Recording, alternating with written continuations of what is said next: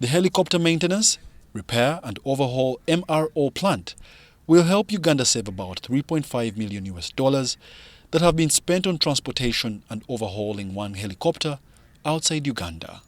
President Yoweri Museveni has hailed the Ministry of Defense for the initiative, which is an example of vertical integration of the economy, which he promised in the NRM's 10-point program.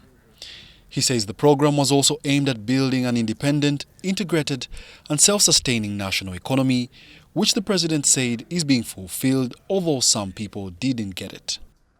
Now, defense is one of the services. It's a service provided to the country by the army.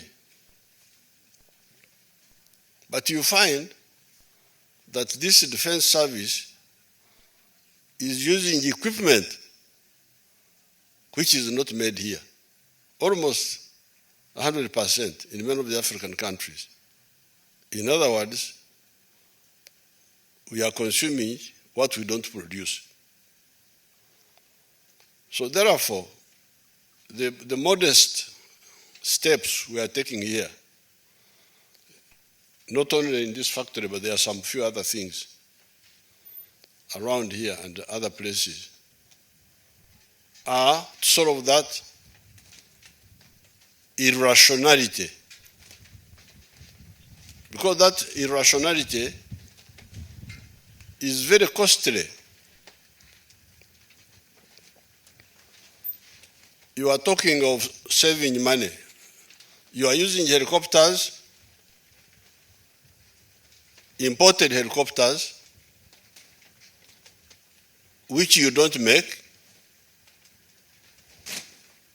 but which you don't even maintain and repair.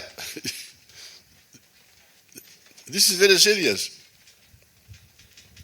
So this is just a modest step to say, okay, you are not yet making the helicopters, but at least maintain them, service them. I think the servicing you do is somewhere, some servicing, some oil. That one, I always see you oiling. But maintaining, you are not doing.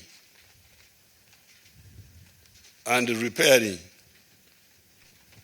and overhauling. According to the Commander UPDF Air Force, Lieutenant General Charles Lutaya, aircraft maintenance is generally expensive, but with the commissioning of the MRO facility, there will be a timely repair of components and reduced wastage to enhance Air Force combat readiness and employment capabilities.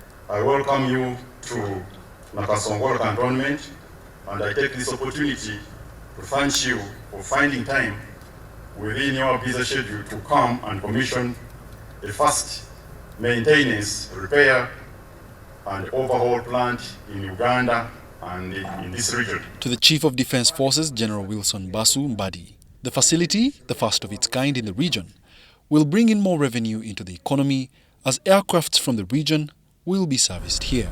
I want therefore to thank Your Excellency on behalf of the UPDF for continuously guiding us to help us build a formidable force. The function was attended by the Minister of State for Defense and Veteran Affairs, Huda Abason Oleru, and senior UPDF officers. Wadulo Makanold, UBC News.